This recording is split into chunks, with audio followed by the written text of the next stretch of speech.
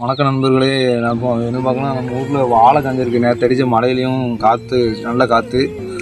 இதேமாரி தான் போன வருஷமும் காற்று மழை வந்துச்சு. இதே மாதிரி சாஞ்சிச்சு. வருவாய்த்துறையிலேருந்து வந்தாங்க, வேளாண்மை துறையிலேருந்து கூட்டுறவு எல்லாம் வந்தாங்க. எல்லாம் எழுதி வாங்கினாங்க. ஆனால் ஒன்றும் தரல நமக்கு. எல்லாம் கொடுத்தாங்களா வந்ததா என்னன்னு தெரில. இல்லாட்டா அவங்களுக்கு வேளாண்மை துறை இல்லாதவங்க அவங்க அடிச்சுக்கிட்டாங்களான்னு தெரில. நமக்கு ஒருத்தர் துட்டு வரமாட்டேங்குது விவசாயிக்கு.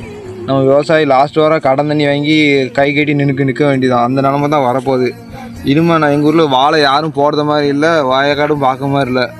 எலெக்ஷனுக்கு ஓட்டு வாங்க வரும்போது மட்டும் இதை கூட்டுறவு வங்கியில் கடை வாங்கியிருக்க தள்ளுபடி ஒன்று தான், நகைக்கடை தள்ளுபடி வாங்க தான், விவசாய கடன் தள்ளுபடி ஒன்று தான்ங்காங்க. ஒன்றும் தள்ளுபடி பண்ணலை. ஸ்டாலின் என்ன செய்தாருன்னு எனக்கும் தெரில. ஸ்டாலின் இருக்காரா இல்லாட்டா எங்கேயும் போகிறாரா?